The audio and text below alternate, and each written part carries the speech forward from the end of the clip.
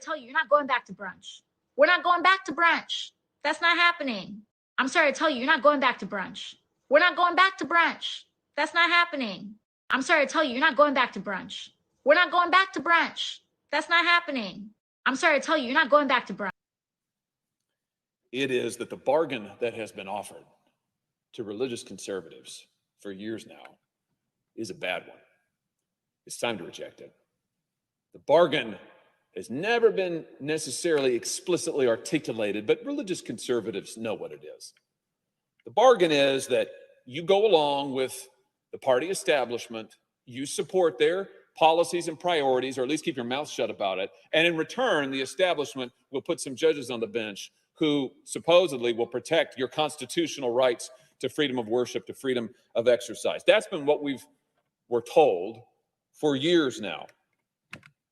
If we were told that we're supposed to shut up while the party establishment focuses more on cutting taxes and handing out favors for corporations, multinational corporations who don't share our values, who will not stand up for American principles, who are only too happy to ship American jobs overseas, but we're supposed to say nothing about that.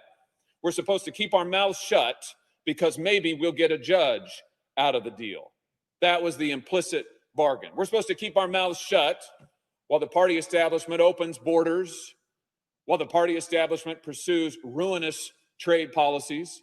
We're supposed to keep our mouths shut while those at the upper end of the income bracket get all of the attention, while working families and college students and those who don't want to go to college but can't get a good job, while they get what? What attention? Workers, children. What about parents looking for help with the cost of raising children? Looking for help with the culture in which they have to raise children, looking for help with the communities, rebuilding the communities in which they must carry out their family life. What about college students trying to find an education that isn't ruinously expensive and then figure out some way to pay back that ruinous debt? What about those who don't have a college degree and don't want one but like to get a good job? What about them? Now, we're supposed to stay quiet about all of that and more because there be pro-Constitution religious liberty judges, except that there aren't, except for that these judges don't follow the Constitution, except for these judges invoke textualism and originalism in order to reach their preferred outcome. Now, I want to be clear. I am not personally criticizing any justice who joined the majority opinion or wrote it. I believe 100% that the justice who principally authored this opinion, Justice Gorsuch, and those who joined him are sincere and who were writing to the best of their ability, reasoning to the best of their ability, and the opinion is, it is, whatever else you might say about it, it is not sloppily reasoned. Now, I think that they were doing what they thought was best and using all of the skills and gifts that they had. No, I question how we got here. I question how judges who hold to this philosophy ended up on that bench. I question the bargain that people of faith have been offered and asked to hold to for all of these years. And the truth is, to those who have objected to my own questioning of judicial nominees in this body, to those who said I was wrong to question judges who came before the Judiciary Committee, to those who chided me for asking tough questions, even of nominees by a Republican president, for those who said that I was slowing the process down and I was out of line, for the supposedly conservative groups who threatened to buy television time in my own state to punish me for asking questions about conservative judges, I just have this to say. This is why I ask questions. This is why I won't stop. And I wish some more people would ask some harder questions, because this outcome is not acceptable. And the bargain which religious conservatives have been offered is not tenable. So I would just say it's not time for religious conservatives to shut up. Now, we've done that for too long. No, it's time for religious conservatives to stand up and to speak out. It's time for religious conservatives to bring forward the best of our ideas on every policy affecting this nation. We should be out in the forefront leading on economics, on trade, on race, on class, on every subject that matters for what our founders called the general welfare.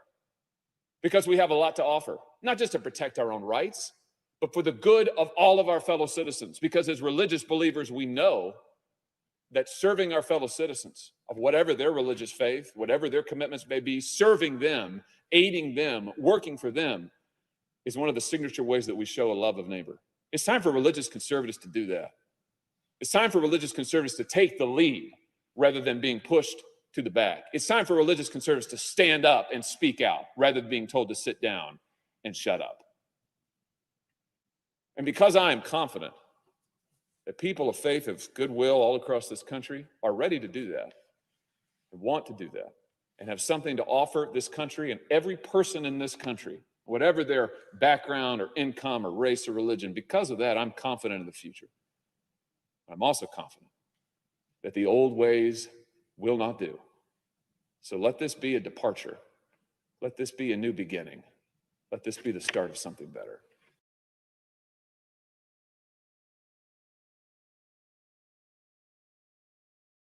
He's a former speechwriter for President Trump. He works now with Revolver News, the website. He says this is part of a familiar plan. In a recent piece, Revolver argued that Democratic operatives, including some who testified during the impeachment proceedings, are adopting the same tactics that U.S. intel agencies use to start so-called color revolutions in places like Ukraine. Darren Beattie joins us tonight to explain. Darren, thanks so much for coming on. So, for our viewers who are not familiar with the color revolutions in Eastern Europe, state as clearly as you can what you think is going on right now in this election. What's the end game for Democrats? Yes, thank you for having me. Many have described the actions taken against Trump as a coup. And this is certainly correct, but it's a little bit general and vague. What's unfolding before our eyes is a very specific type of coup called the color revolution. It's a regime change model favored by many in our national security apparatus, particularly against Eastern European countries, to overthrow, target regimes that they don't like. One model, which is not the color revolution model, is purely sending a bunch of troops into a country and removing by military force a leader you don't like. That's like the Iraq model. Right. The color revolution model is a little bit more delicate and subtle, has several characteristics, but the chief characteristics of it is a combination of an engineered contested elections scenario combined with massive mobilized protests, which they call, as a term of art, peaceful protests and acts of civil disobedience. If that sounds familiar, it gets even better. It's not only the same strategies and tactics used against Trump that's used against Eastern European dictators that our national security apparatus doesn't like. It's literally the same people who are color revolution professionals who have a long history of using these same tactics against foreign leaders they don't like to use against democratically elected President Donald Trump. It's the same people using the very same playbook. Now, I'd like to talk about one of the key figures in this operation, a nexus point not only between color revolutions overseas and the color revolution against Trump, but a nexus point between lawfare and mass mobilization and so-called peaceful protests. This is a man by the name of Norm Eisen. Norm Eisen is a key legal hatchet man, Democrat operative, former Obama ethics czar, believe it or not. And he is also a key architect of nearly every effort to censor, sue, impeach, and overthrow the president. He is the author of, in fact, a color revolution playbook, literally called the playbook.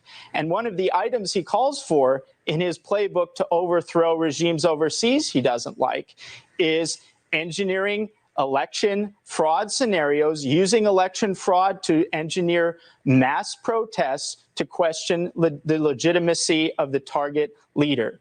Norm Eisen has a long and checkered history going all the way back to his days at Crew, which is a lawfare arm. He's been behind over 180 lawsuits against Trump. He authored 10 articles of impeachment before the president's phone call was even made. He was special counsel to the Democrats for the impeachment process. He was literally involved in every aspect of this color revolution against Trump. His latest act, and perhaps his greatest act coming up, is to use lawfare in order to overturn the 2020 election using various legal theories, principally his theory about Norm Eisen. Remember the name. I'm sorry, Darren, we're out of time. I appreciate that. We'll be right back. Black people, but still this kind of Black power is that those myths, as you were talking about, those capitalist myths are so prevalent today. They're so real today. Like the myths that we have about Black power, like Black power, Wakanda, it's still a world where Africa was never colonized, was never pillaged for its resources. Like white power is Trump Tower. Like these things are put against each other. But when we say we want to kill Whitey, we don't really mean we want to kill Whitey, we do.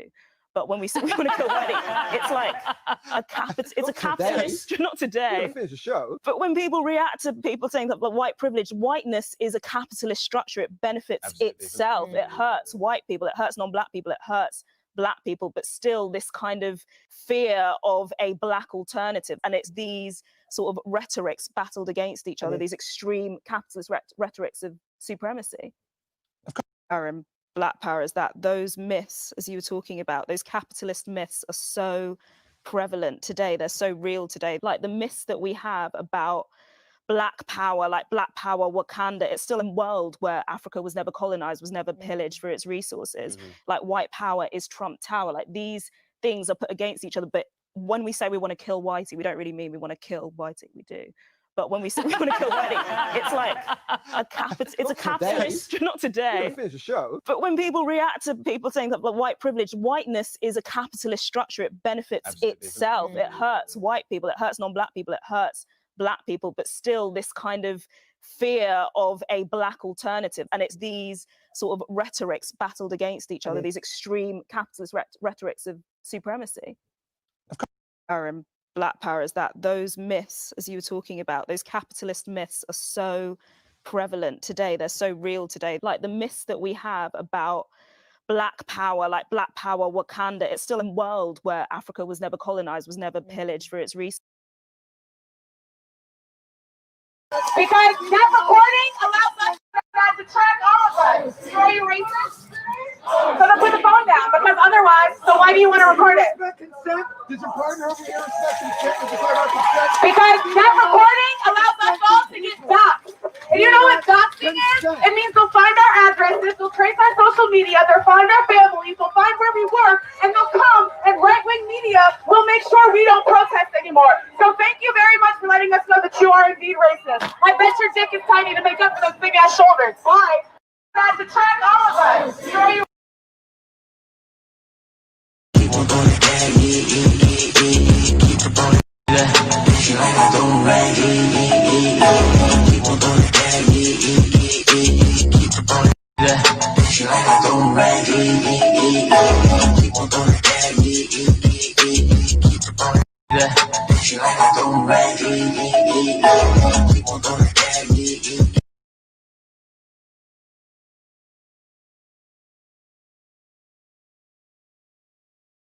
Over those 8 years, there were 3 million people that were deported and separated from their families. We had this classification of families. We should go to trial. We should go to trial. We should go to trial. We should go to trial.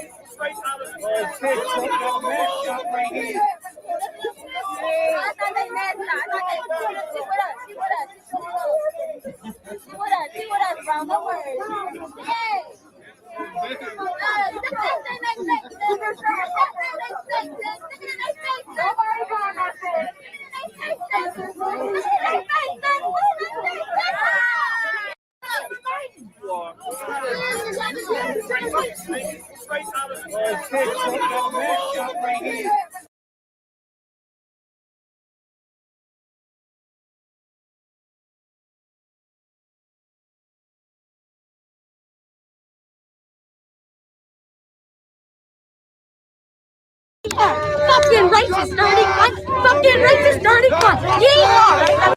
Fucking racist, dirty cunt. Fucking racist, dirty cunt. Fucking racist, dirty cunt. Fucking racist, dirty cunt. Yeehaw! Fucking racist, dirty cunt. Fucking racist, dirty cunt. Fucking racist, dirty cunt. Fucking racist, dirty cunt. Yeehaw! Fucking racist, dirty cunt. Fucking racist, dirty cunt. Fucking racist, dirty cunt. Fucking racist, dirty cunt. Yeehaw! Fucking racist, dirty cunt. Fucking racist, dirty cunt. Fucking racist, dirty cunt. Fucking racist, dirty cunt. Yeehaw! Fucking racist, dirty cunt. Fucking racist, dirty cunt. Fucking racist, dirty cunt. Fucking racist, dirty cunt. Yeehaw! Fucking racist, dirty cunt. Fucking racist, dirty cunt. Fucking racist, dirty cunt. Fucking racist, dirty cunt. Yeehaw!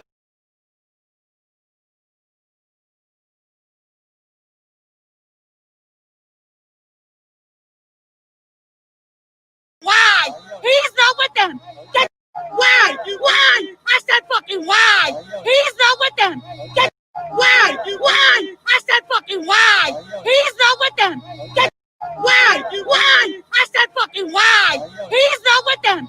Get why? Why? I said fucking why? He's not with them. Get why? Why? I said fucking why? He's not with them. Get why? Fucking racist, dirty cunt.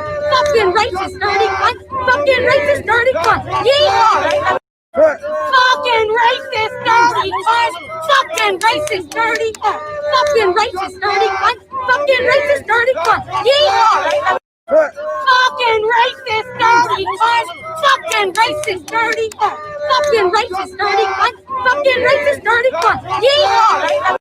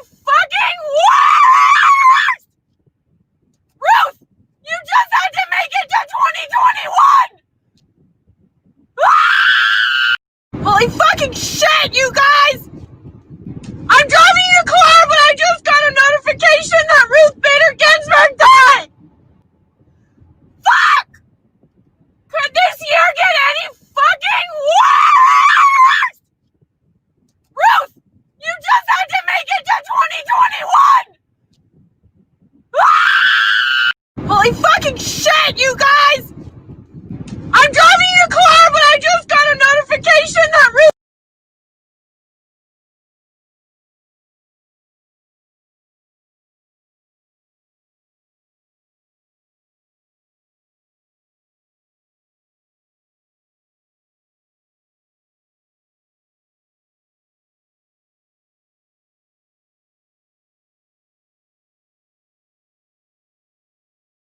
Florida, and Ocala, Florida had a Donald Trump rally.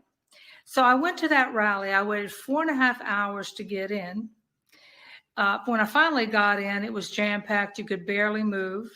There were lines and lines of people all the way, that couldn't get in. But ironically enough, a lot of families were there. They brought their children, which I thought was great.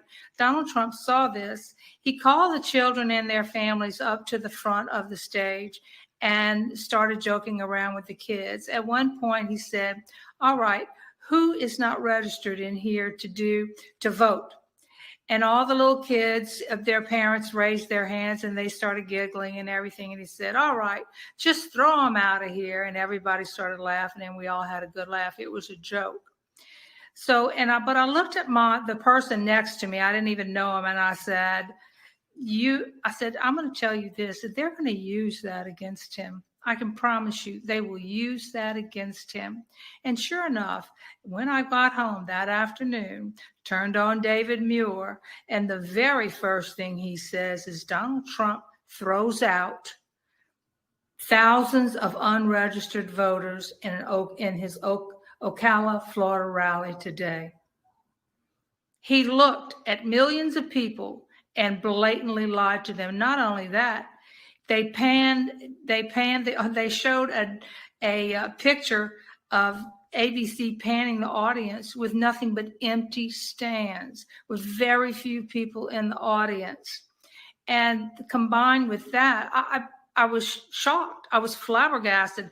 I never believed that I would be lied to that blatantly on national news. I was shocked. That brought me into reality. That made me think, what have you been believing all these years? What is wrong with these people? I was there. I can tell you what happened. But I can tell you this, if I wouldn't have been there, I would have believed every word they said.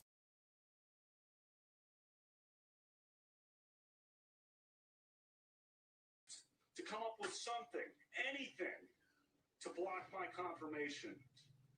Frenzy on the left to come up.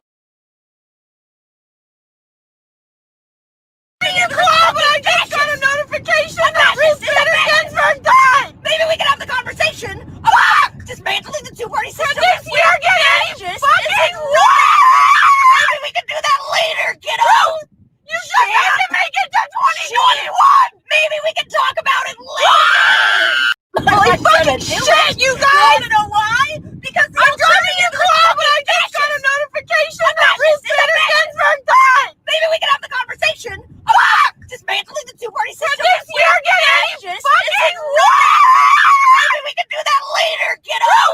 You should have to make it to 2021. Maybe we can talk about it later. Holy fucking shit, you guys!